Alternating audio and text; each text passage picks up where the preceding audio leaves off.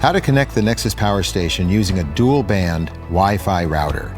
If you're having an issue connecting your Nexus power station to your Wi-Fi network, follow these steps. The Nexus power station is only compatible with a 2.4 gigahertz Wi-Fi network, and most dual-band routers default to a 5.0 gigahertz network. Here's a solution. Locate your router and the data label that is adhered to it. With the data label information on your router, using your home computer or laptop, go to the web address outlined on the router data label. Once at the web address, log into the router using the username and password provided on the router data label. Not all routers will require a username. You may only have to input the password. If login is unsuccessful, contact your internet provider to see if the router's login information was preset. Once logged in, click on the wireless setting page.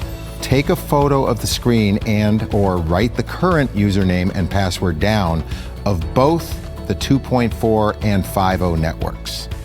At the end of the current network name or SSID, add 2.4 and 5.0 at the end of the name so you can determine which network is which, as the Nexus power station will have to connect to the 2.4 gigahertz network to work.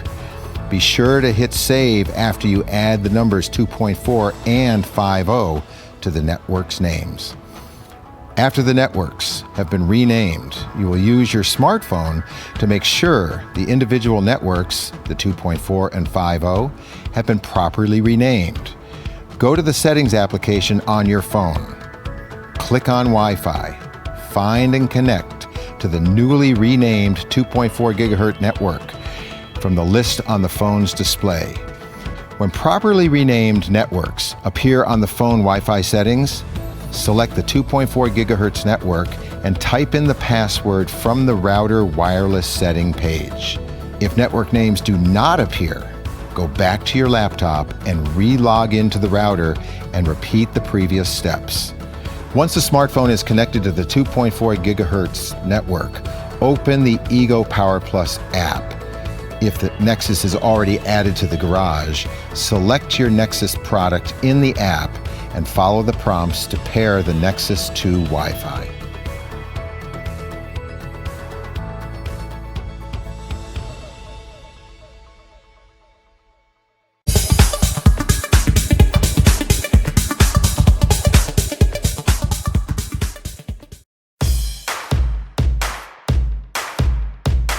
Got me an actual refrigerator from JoyTutus, so let's first go ahead and unbox it and we'll look at it. Alright, first what we'll do is cut this tape.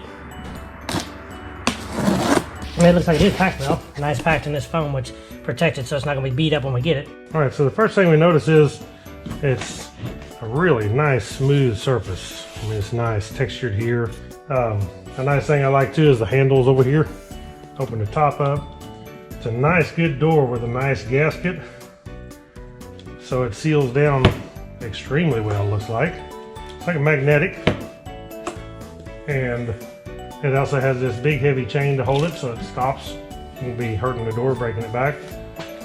And inside we have the bag of accessories. Let's open up the bag of accessories. Looks like we got this is going to be our DC plug.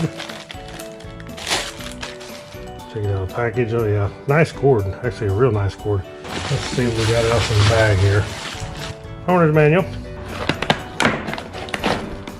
Okay. It looks like inside here we have the transformer, which is 110 to 240 volts, 2.5 amp, and the output is 14.5, 6 amp. Plug in our 110 cord right here, right into a wall outlet. Plug this into the back when we're running off 110. All right, inside the cooler, man, it's actually nice and deep. And then over here we have the display. Peel this off. And one of the cool thing is that's really nice because we have a USB. So if I do have this in the back seat and the back floorboard in the back of the truck or whatever out here, meet what temperature you might want to put it at. When you Fahrenheit to Celsius, so -3 Celsius on seafood, 26 degrees Fahrenheit is what you want to keep it. Vegetables tells you the different temperatures you'd want to keep stuff at, and just adjust your display over here so your temperature to match. I have my cord here to plug it in. I have an extension cord right over there. Now we got it plugged in. And when it powers up, it don't actually come on until you hold this button down for 3 seconds, the on-off button. That will make it come on. And it shows the temperature. What it shows on this display is actually the temperature inside the unit. When you push the plus and minus, it will show the temperature that you're setting it at up and down as you change the temperature. Okay, so what we're going to do is set a little temperature thermometer down inside it, and then we'll see what the temperature will be inside it, see how accurate it is. And what we're going to do now is turn it on, hold it down for 3 seconds. Okay, now we're 152 is the time right now, and it says it's 31 degrees. We got it set down all the way on the lowest setting, so we can see how long it would take to get down there. Now it's displaying the 31 degrees, which is the temperature inside here. Okay, while we're waiting for the temperature to drop on this thing, I'll go ahead and go over a few of the other things I wanted to mention. That if you'll notice, it's running right now and it is extremely quiet. This thing, okay, now we've been 45 minutes. You can see this shows we've dropped down to -8 inside here. And I went ahead and put the remote inside here instead of using this. So it's going to take a little bit to drop it down. So I'm sure it probably is -8 in there, but this thing will take a little while to read and drop down. So as you can see inside here, I have the remote part inside here, and holy cow, yeah, it's definitely cold in here. Extremely cold. You can feel the walls. So really cold. I don't want to leave it open too long and let too much of the cold air out. You can see it's starting to go back up just by opening it a little bit. So now this temperature inside here, 45 minutes, it dropped down to -8 already. And depending on what you put in this thing, if you have a lot of warm stuff and you put it in there, of course that time will vary. It's going to be longer to cool down everything in there. So which you won't be going down that cold anyway if you're chilling pops and waters and things like that, and lunch meat, stuff like that. So only if you're wanting to freeze stuff. But you can go ahead and plug this thing in. Like we're going on a drive tomorrow, so I'm gonna go ahead and plug this thing in and let it be cool overnight. And then tomorrow when everything will be cool, I'll plug it into the truck, into the accessory outlet, and then it will already be cooled down, keep our stuff all cool all day, and we'll try it out. So you can see this is dropping. It's already at 10 degrees. It'll go down pretty fast, I think. Okay guys, temperature's way too cold, but I went ahead and loaded it up, and I still ain't full. I put all this stuff in here and I still ain't full. I got 9 cans of pop, I've got 4 bottles of water, I got 4 bottles of Gatorade, I've got a half gallon of milk, I got some pineapples, some pepperoni, some cheese. I mean, everything for a trip tomorrow, and we still have room to put more stuff on top of this. It's ridiculous how much this holds.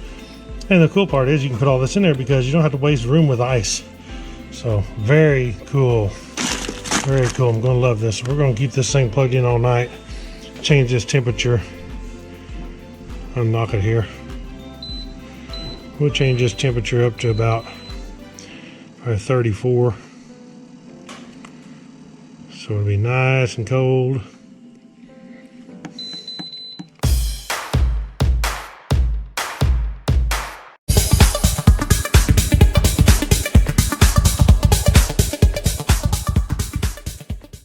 Hey guys, today we are talking about the brand new Jetboil Flash. Now the Flash has always been about lightning fast boil times, and the new model continues that by shaving an entire minute off the previous version's boil time of 2 minutes and 30 seconds. Now that means you can now boil 16 ounces of water in just 100 seconds. The base plate on the new Flash, which you can see right here, is made of aluminum, and that means it's an ounce lighter than previous models. Also makes for an easier on-off connection than the older model. The new Flash also has a thermochromatic heat indicator that changes color for safety and fuel efficiency. And it tells you exactly when the water is hot so you don't waste any fuel. It still comes with a 1-liter flux ring cooking cup and insulated cozy, but it's also been updated with a more ergonomic design and an improved lid for better fit and function. It's got a drink-through lid with a built-in strainer, and the bottom cover doubles as a measuring cup and a bowl. The Flash also has a reliable push-button igniter, and it puts out 9,000 BTUs of power. The new Flash will let you boil 10 liters of water with just one of these 100-gram Jet Power cans. There are also new Flash Cozy color options for 2018, including Carbon Black, Matrix, Jet Cam, and Wilderness. And you can opt for the new Flash Java kit, which you can see right here. The new flash is also compatible with other accessories like the hanging kit, pot support, flux ring frying pan and pot, and utensils.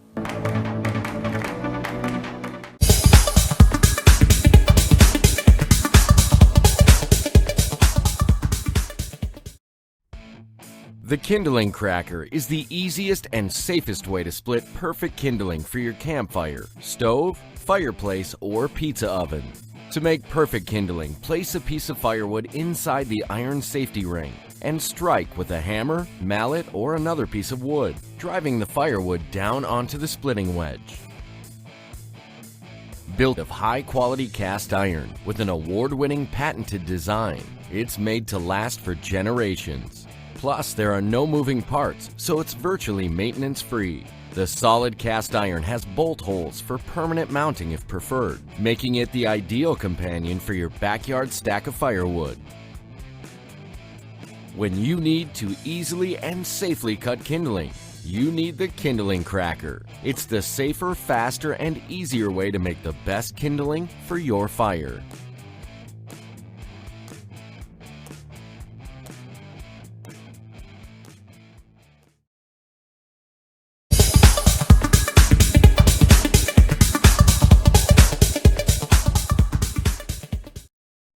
A big cooler to help keep things cold, but you gotta keep filling them up with ice, and that gets really old. They're too heavy to move, so your back ends up wrenched, and when all that ice melts, your food ends up drenched. Well, now there's a better way. Introducing the revolutionary Chill Chest, the lightweight foldable cooler that keeps everything ice cold for up to 10 hours without any ice at all. And it weighs less than 2 pounds, so it's easy to take with you wherever you go. Perfect for backyard parties and barbecues, whether you're tailgating or enjoying a cold one at the game. Even on a hot beach, ice cream stays ice cold and ready to enjoy. The secret is our temperature lock technology with interwoven polypropylene cells that trap the cold inside and keep it there. Look, we filled these 2 coolers with frozen foods, then returned hours later. The ice cream and chill chest is still fresh, frozen, and ready to enjoy. But the other cooler? Nothing but a warm, soupy mess. Strong enough to hold over 100 times its weight, yet light enough for Grandma to lift 2 of them up over her head. Roomy enough to keep all your food and drinks ice cold for up to 10 hours. Best of all, it folds flat and stores away in seconds. Keep one in your car and you won't need to rush home from shopping. Great for cold drinks on the boat and keeping today's catch nice and fresh. And here's more good news. Chill Chest also locks the temperature on hot foods, keeping them piping hot for hours. So it's perfect for getting hot dishes to parties. Even after being run over by a 4.5-ton truck, Chill Chest works perfectly. And it's guaranteed for life. Introducing the revolutionary Chill Chest.